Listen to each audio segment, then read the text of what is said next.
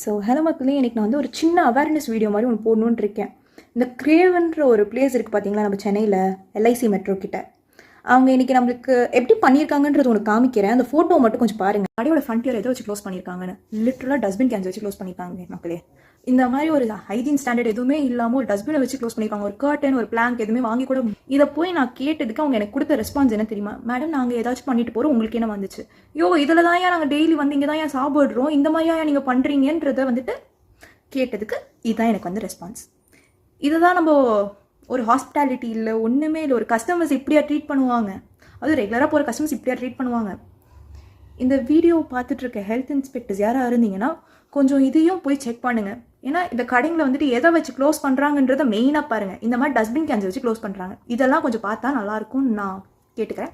At the same time நான் வந்து இந்த வீடியோ போஸ்ட் பண்ணுறேன்னா எந்த பிஸ்னஸையும் ஸ்பாயில் பண்ணணும், ரூயின் பண்ணணுன்ற ஒரு நோக்கத்தோடு போஸ்ட் பண்ணாமல் இது ஒரு அவேர்னஸ்க்காக தான் நான் போஸ்ட் பண்ணுறேனே தவிர there is nothing to ruin or spoil any business. இது ஒரு டிஸ்க்ளைமராக நீங்கள் எடுத்துக்கலாம். ஓகே, பாய்.